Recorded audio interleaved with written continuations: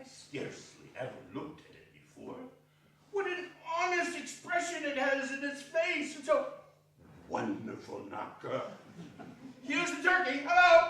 Hello. How are you? Merry Christmas. It was a turkey. He never could have stood upon his legs, that bird. He would have snapped him short off in a minute like sticks of sealing wax. Why, it's impossible to carry that to Camden Town. You must have a cab. The chuckle with which he said this, and the chuckle with which he paid for the turkey. And the chuckle with which he paid for the cab. And the chuckle with which he recompensed the bird. We're only to be exceeded by the chuckle with which he sat down breathless in his chair again. And chuckled till he cried. He dressed himself all in his best, and at last got out into the streets. Scrooge regarded everyone with a delighted smile. He looked so irresistibly pleasant, in a word, that 3 or 4 good-humored fellows said, Good morning, sir. Oh, Merry Christmas to you.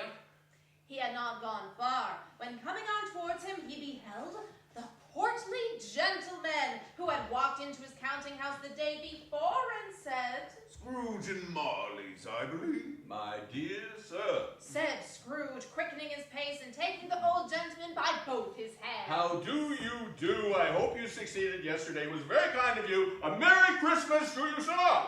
Mr. Scrooge. Yes, that is my name, and I fear it may not be pleasant to you.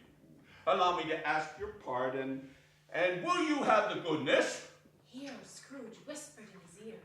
Lord bless me. Cried the gentleman as if his breath were taken away. My dear Mr. Scrooge, are you serious?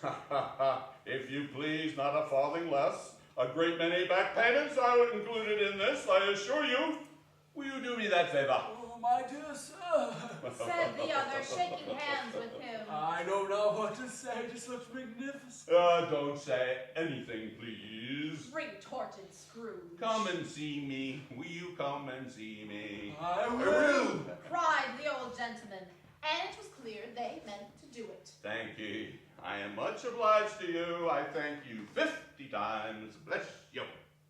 He went to church and walked about the streets and watched the people hurrying to and fro and patted the children on the head and questioned beggars and looked down into the kitchens of houses and up to windows and found that everything could yield him pleasure.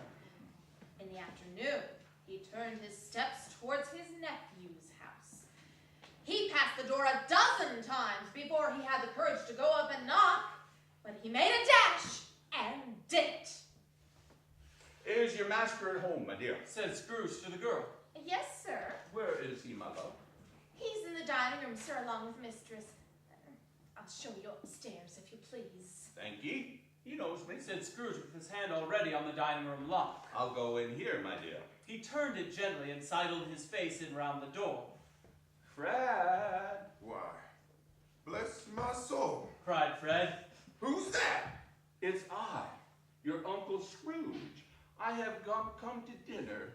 Will you let me in, Fred?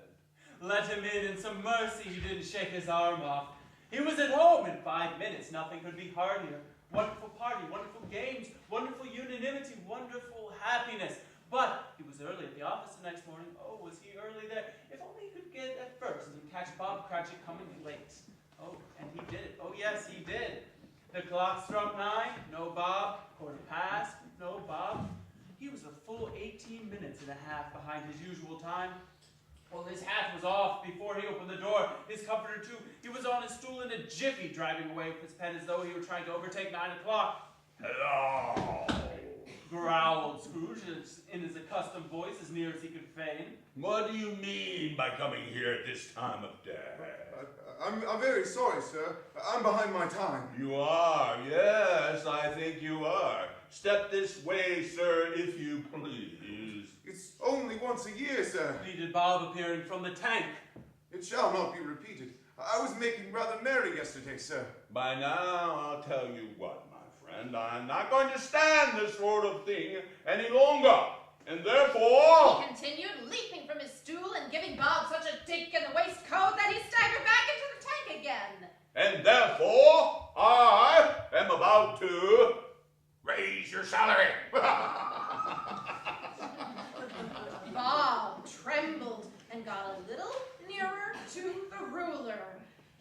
had a momentary idea of knocking Scrooge down with it, holding him, and calling to the people in the court for help and a straight waistcoat. A merrier Christmas, Bob, my good fellow, than I have given you for many a year. I'll raise your salary and endeavor to assist your struggling family.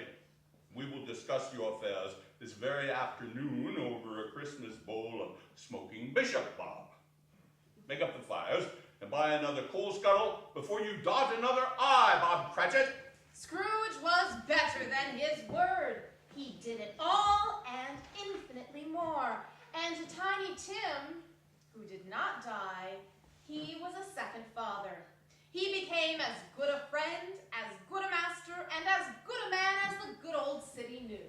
Some people laughed to see the alteration in him, but he let them laugh and little heeded them, for he was wise enough to know that nothing ever happened on this globe for good, at which some people did not have their fill of laughter in the outset. His own heart laughed, and that was quite enough for him. He had no further intercourse with spirits. And it was always said of him that he knew how to keep Christmas well. If any man alive possessed the knowledge, May that truly be said of us, and all of us.